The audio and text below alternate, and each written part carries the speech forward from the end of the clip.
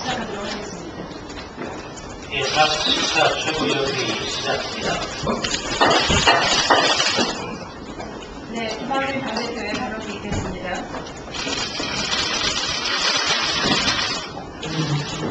태풍이 세월호 참사가 발생했던 진도 앞바다를 거쳐서 북상한 것이라고 합니다. 그동안 추색을 어려운 바지선과 함정, 민관 잠수사들이 있는 목포할 부근으로 대피하려고 하지만 실종자 가족들은 그래도 행복함을 지키겠다고 했습니다. 자식이 바로 코앞에 있는데 태풍이 온다고 피할 수 있겠습니까? 라고 말하는 가족들의 심정이 오죽할까 싶습니다. 마음으로라도 행복하게 함께 하겠습니다.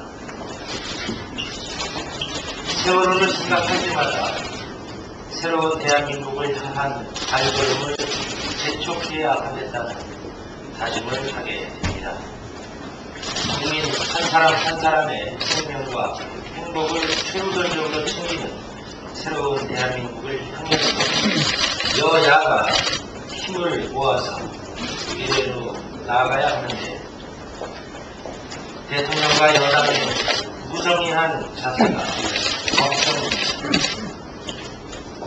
우리 새정치민주연합이 앞장서서 새로운 대한민국으로 가는 변화를 견인하기 위해서 최대한 노력하겠습니다. 오늘부터 박근혜 정부 2기 내각 후보자들에 대한 국민 검증이 시작됩니다. 그동안 다채로운 의혹들을 생산했던 부적격 후보자들이 도덕적 근결과 부적격 사유들을 그대로 간직한 채 청문회장에 들어서게 됩니다. 그리고 공모한 변명과 해명을 반복하면서 시간이 흘러가기만은 비는 소리들이 있을 것입니다. 그러나 이번 청문회가 부적격 후보자들의 그렇고 그런 해명을 듣는 것만으로 끝나서는 안 될 것입니다. 이미 대부분의 후보는 국민의 검증 기준에 턱없이 못 미치는 후보들로 분명히 다 있습니다. 공직 후보자 청문회가 아니라 미리 전력자 청문회가 된 것 같습니다. 하나하나 말씀드리지 않겠습니다. 일부러 자격 없는 사람들을 골라도 이렇게까지 고를 수는 없다고 생각될 지경입니다. 국민의 도덕적 기준에 훨씬 미치지 못할 뿐만 아니라 국민의 법 감정으로 본다면 대부분이 처벌 대상에 해당할 것입니다. 청문회 제도의 개선을 말할 것이 아니라 청와대 검증 시스템을 정상화하는 게 시급한 일입니다. 이렇게 초보적인 검증조차 이루어지지 않은 후보들을 국회 청문회에 내보내놓고 청문회 기준이 까다롭다고 말하는 것은 성실하고 책임있게 살아온 대부분의 국민을 모독하는 일입니다. 대부분의 국민들은 이렇게 살아오지 않았습니다. 대부분의 국민들은 정직하고 성실하게 살고 있습니다. 국민의 눈높이에서 용납되지 않는 후보는 결코 공직을 맡아서는 안 된다는 점을 다시 한번 분명히 해둡니다. 만약 새누리당이 물통 인사를 밀어붙이는 대통령의 눈치를 보면서 검증의 창을 가로막는 불의의 강대가 된다면 국민 심판에 날카로운 칼끝은 곧장 새누리당을 향하게 될 것입니다. 지난주 세월호 국정조사 기관 보고를 통해서 세월호 참사의 실체가 드러나기 시작했습니다. 국정조사를 지켜보던 국민들은 청와대가 반나절이 지나도록 세월호 침몰 상황을 제대로 파악조차 하지 못하고 있었던 사실을 확인했습니다. 이번 주에는 청와대 비서실을 비롯해서 10개 기관의 기관 보고가 예정돼 있습니다. 새누리당은 청와대 기관 보고를 앞두고 국정조사 무력화를 끊임없이 시도하고 있습니다. 국정조사까지 세월호처럼 침몰하는 일은 없어야 합니다. 세월호 참사의 진실을 밝히는 것은 여야를 망명하고 국회의 의무입니다. 이번 주에 시작되는 식기기관의 기관 보고가 정상적으로 진행되고 진실규명에 한 발 더 다가갈 수 있도록 새누리당과 정부는 국정조사에 성실하게 임해해 주기 바랍니다. 세월호 국정조사의 궁극적 목적은 무엇이 잘못됐는지, 어디에서부터 잘못됐는지 발표해서 다시는 이런 비극이 없게 하자는 데 있습니다. 새누리당은 세월호 문제를 정권의 문제로 봐서는 안 됩니다.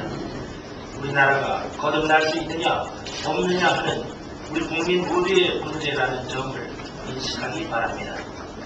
자식 잃은 부모의 마음으로 새누리당도 국정조사에 성실히 임해야 합니다.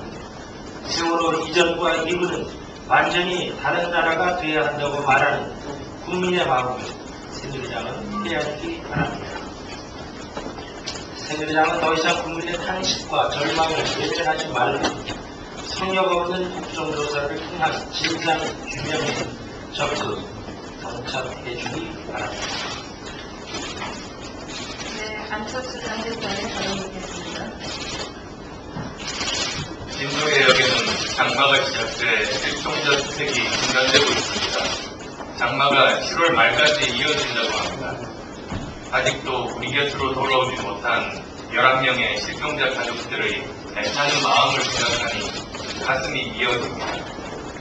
여기에 세월호 국정조사 특유활동이 국민의 마음을 더 아프게 하고 있습니다. 청와대 기관보고 일정을 새누리당이 계속 이어지고 있습니다. 우리 당 의원의 발언을 빌미로 국조를 그만두려는 것입니까?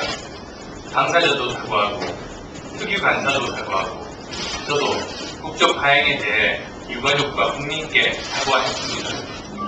그런데 사태를 이렇게 끌고 가야 하겠습니까? 만약 이렇게 국조를 지연시키는 게 새누리당에게 도움이 되고 대통령과 청와대에 도움이 된다고 생각한다면 그건 진지한 착각입니다. 국민들은 다 알고 계십니다. 그리고 무엇보다 유가족들 앞에서 막말한 것도 모자라서 그 찢어지는 가슴에 거듭 상처를 내셔야 하겠습니까? 더 이상의 정치 공세 중단하십시오. 어떤 이유로도 국정조사를 미룰 수 없습니다. 국회가 세월호의 죽음 앞에 이렇게 잔인해서는 안 됩니다. 한시라도 빨리 국정조사를 정상적으로 진행하고 진상을 밝혀 최소한의 도리를 다할 수 있기를 바랍니다. 박근혜 대통령에 대한 국민들의 불만과 불신이 커지고 있습니다. 그러나 그것이 곧 우리에게 기회가 되는 것은 아닙니다. 준비되어 있지 않다면 기회는 우리를 지나쳐갈 것입니다. 국민 다수가 정부 야당을 믿을 수 없다, 잘못하고 있다고 생각하고 있지만 새정치민주연합은 믿을 수 있다, 잘할 것이라고 생각하고 있는 상황도 아닙니다. 정부 여당이 어려워질수록 우리가 감당해야 할 책임의 무게도 그만큼 커집니다.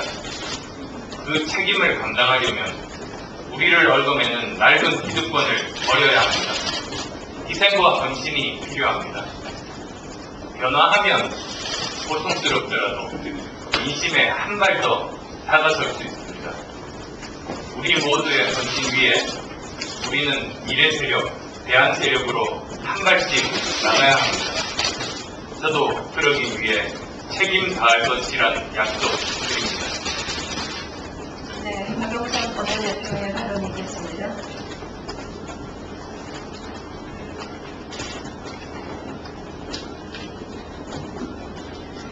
오늘부터 시작되는 인사청문회, 노동부 장관을 현재까지 노동부 장관을 소유하고 성한 사람이 없는 이기회가 인사청문회는 절차를 지키자는 뜻에서 저희가 인사청문회를 열고 있는 것입니다. 2005년에 박근혜 당시 한나라당 대표는 윗물이 맑아야 아랫물이 맑다면서 인사청문회법 개정을 추진해서 지금 그 법에 따라서 청문회를 진행하고 있습니다.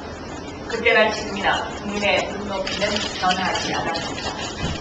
인사청문회에 나온 후보자들의 면면을 보면 모두는 국회에서 망한다는 말을 실감나게 했습니다. 대통령의 말씀대로 윗물이 맑아야 아랫물이 맑습니다. 위장전이, 부동산 투기, 탈세, 병역 등 부패비리 4종 세트에다가 논문 표절, 연구비 가로채기, 착대기, 불법 대선 자금, 음주운전 등 이러한 후보자가 청문회를 통과하면 법을 지키면서 열심히 살아가는 국민들의 허탈감과 상실감은 무엇으로 채울 수 있을지 참 난감합니다. 국민의 삶과 국가 미래를 위해서라도 임명 강행이 능사가 아닙니다. 대통령의 현명한 판단을 촉구합니다. 그리고 인사 검증도 제대로 하지 않고 이렇게 자신들의 입맛에만 맞는 엉터리 인사를 추천한 그 배경이 어디에 있는지 오늘 국회 운영위에서 새정치민주연합 원내대표단이 철저하게 따질 생각으로 있습니다. 지금 현재 대통령의 눈과 귀를 막는 사람은 만만회에서 더 발전해서 만회 상환이라는 이야기가 돌아다니고 있습니다. 새누리당은 국정조사 특기를 정말 하기 싫어하는 것처럼 보입니다.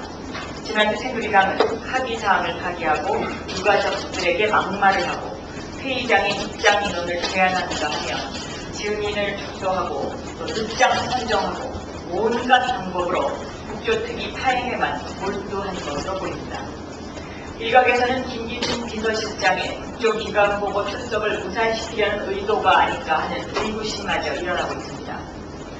국조 초기에 유가족들이 심재철 위원장의 퇴진을 요구했을 때 인사 문제는 지나친 간섭이니까 새정치연합이 유가족들을 설득한 바 있습니다. 새누리당은 제발 형님 노릇을 하셨으면 합니다. MBC 사장을 비롯한 증인 모두가 국정조사 특위 하루 전에 불출석을 일방적으로 통보해온 것도 국조를 파행으로 몰고 가기 위한 작전이 아닌가 의심됩니다. MBC의 무소불위 권력은 어디에서 나온 것입니까? 국민위에 불림한 언론은 있을 수 없습니다. 기관보고 현장에서 사장이 직접 낭독할 인사말 자료까지 사전에 배포했던 MBC가 갑작스럽게 불출석 통보를 한 것은 무엇 때문일까요? 국정조사를 거부한 MBC는 국조 파행을 유도하거나 국민을 무시하거나 국민에게 알려질까봐 두려운 무엇이 있거나 이러한 것들 중에 사유가 있을 것입니다. 국민과 유가족, 실종자 가족들이 지켜보고 있습니다. MBC는 반드시 국정조사에 나와야 합니다. 거부한다고 진실을 가릴 수는 없습니다. 어제 용산 화상병마 도박장에 다녀왔습니다. 마사회 현명광 회장의 안하의적인 행태, 정말 그대로 보기가 힘든 그런 형편이었습니다. 어제 새벽부터 버스 4대를 동원을 해서 마사회 직원과 일부 농민단체 관계자까지 동원을 해서 찬성을 하는 주민인 것처럼 위장한 집회를 했습니다. 13명의 야당 국회의원들에게 고함치고 사태질까지 하면서 몸싸움까지 벌인 그러한 집회였습니다. 현명광 회장은 용산 화상경마도박장을 철회할 수 없다면서 고압적 자세로 일관했습니다. 대단한 뒷배가 있는 것처럼 보였습니다.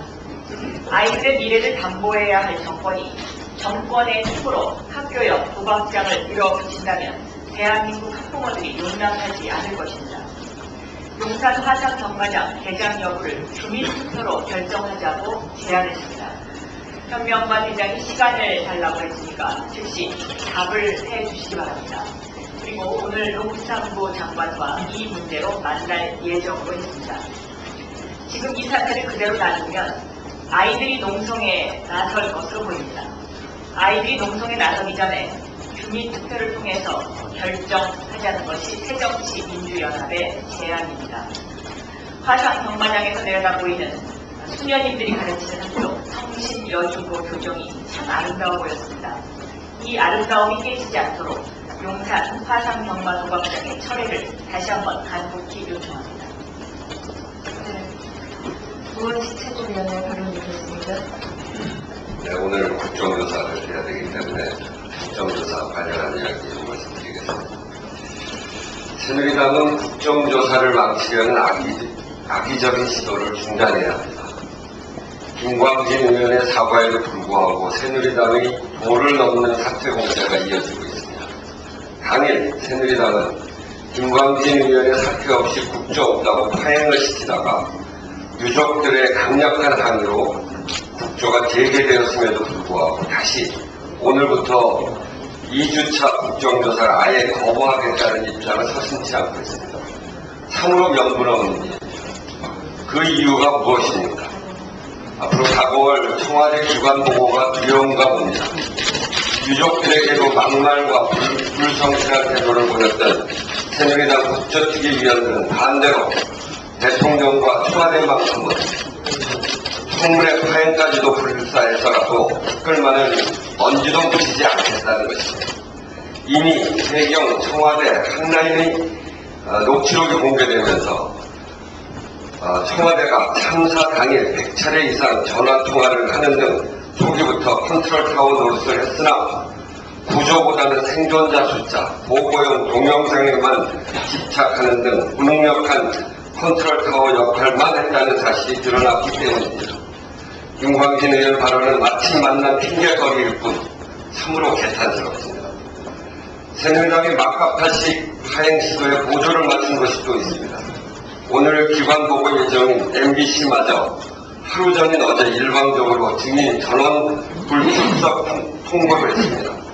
5월 29일 국회 본회의에서 조사 대상으로 채택되고 이런 광고 없다 느닷없이 하루 전 일방적인 불출석 통보는 세월호 국정조사를 작정하고 망치겠다는 뜻입니다. 이래도 됩니까? 오늘 방통위 KBS, MBC의 기관 보고의 의미가 무엇입니까? 세월호 사고 초기 구조당국이 저지른 최악의 사태는 사고 당일 오전 전원 구조 오보입니다. 온 국민을 혼란으로 빠뜨린 있어서는 안 될 일이었습니다. 그 과정을 낱낱이 밝혀내고 두 번 다시 개발하지 않도록 하는 것이 오늘 기관 보고가 반드시 필요한 이유입니다. 그런데 전원 구조 오보를 버젓이 내고 여태 사과방송 한 번 없었던 MBC가 적반하장으로 불출석을 통보한 것은 여전히 반성할 줄 모르는 MBC의 현실을 여실히 보여주는 것입니다. 오늘 나올 MBC 증인들이 세월호 보도 국면에서 어떤 일을 했습니까? 보도국장은 사내 편집회의에서 유가족을 깡패라 지칭하고 정부 부장은 그런 X들 해줄 필요 없어 등의 막말을 뱉으며 유가족들에게 노골적인 적의를 드러냈습니다. 내부에서 자성의 목소리를 내는 기자들에게 대가를 치르겠다 이렇게 협박만 했습니다. 이런 사람들이 보도를 통제하고 정부 비판 기사를 막으며 MBC는 국가 중대 사태를 보도할 언론으로서의 정도를 잃었습니다. 그래서 일방적인 불출석은 자신들의 부끄러운 민낯이 온 국민에게 드러나는 게 부끄럽다는 고백일 따름입니다. 새정치민주연합과 야당은 새누리당과 MBC의 노골적인 청문회 무력화 시도를 절대 용납하지 않을 것입니다. 유가족과 국민들이 두 눈 부릅뜨고 지켜보고 있음을 명심해야 할 것입니다. 네, 마지막으로 표철수 최고위원의 발언이 있겠습니다. 새 정부 출범 때부터 지금까지 계속되고 있는 박근혜 대통령의 나홀로 인사, 불통 인사에 따른 인사 실패에 대해서 국민들의 피로감이 극에 달했습니다. 국민 눈높이에 터득히 부족한 부적격 인사들을 어쩌면 그렇게도 조직 대처를 고난해서 인정함으로써 결과적으로 우리 사회 지도층 전반에 대한 국민 불신을 불필요하게 증폭시켰습니다. 이 모두는 결국 국가적인 손실입니다. 국민 건중에서 이미 부적격 판정을 받은 국정원장 후보와 교육부 장관 후보, 미래창조과학부 장관 후보, 문화체육관광부 장관 후보는 그 자리에 그대로 취임하도록 해서는 안 됩니다. 인사 실패뿐만이 아닙니다. 잇따른 대형 사건 사고와 살림살이의 어려움으로 국민들의 눈물이 마를 날이 없는데도 책임지는 사람은 없습니다. 세월호 실종자들을 모두 찾아내지도 못한 상태에서 열리고 있는 국회의 국정조사도 새누리당의 비협조로 파행이 되고 있습니다. 이런 나라를 바라보면서 국민들은 탄식합니다. 나라가 나를 걱정해 주어야 마땅하지 어쩌 내가 나라를 걱정해야 하는 지경에까지 이르게 됐는가. 한 가지 더 말씀드리겠습니다.